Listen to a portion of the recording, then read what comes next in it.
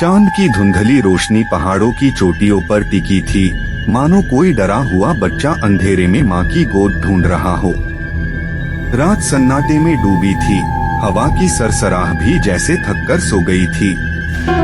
इसी सन्नाटे को चीरते हुए मेरी कार पहाड़ी घाटियों के बीच बनी खामोश सड़क पर आगे बढ़ रही थी।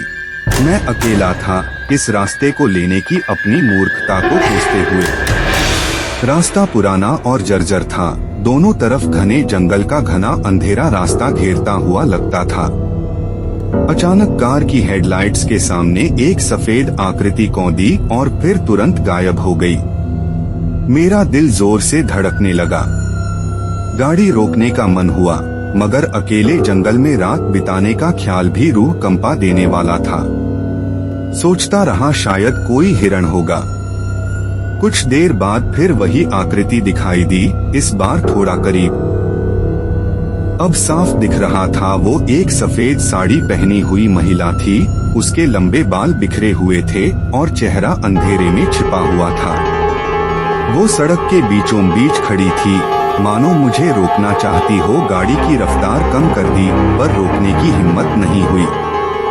जैसे ही कार उसके पास से गुजरी, अजीब सी ठंडी हवा का झोंका आया और अंदर से कानों में कोई फुसफुसाता हुआ सुनाई दिया, रुको मत, रुको मत। गांव पहुंचते ही मैंने सबसे पहले उस सफेद साड़ी वाली महिला के बारे में पूछा। गांव के बुजुर्गों ने बताया कि सालों पहले इसी रास्ते पर एक महिला की दुर्घटना हुई थी। वो अपने पति के साथ कार से जा रही थी, जब अचानक ब्रेक फेल हो गए और कार खाई में गिर गई। उसका पति तो बच गया, लेकिन वो महिला मारे गई। उसी रात मैं होटल के कमरे में सो नहीं पा रहा था। हर आहट में मुझे वही सफेद साड़ी वाली महिला दिखाई दे रही थी। तभी अचानक कमरे का दरवाजा धीरे से खुला। मैं सहम गया। दरवाजे के पीछे अंधेरा था, पर मुझे लगा जैसे कोई खड़ा है। फिर वही फुसफुसाहट सुनाई दी, रुको मत, रुको मत। घबराकर मैंने कमरे की लाइट जला दी। दरवाजे के पीछे कोई नहीं था। रात कटने का नाम नहीं ले रही थी। सुबह होते ही मैंने गांव छोड़ दिया। उस खामोश सड़क पर से गुजरते हुए पीछे मुड़कर देखने की हिम्मत नहीं हुई।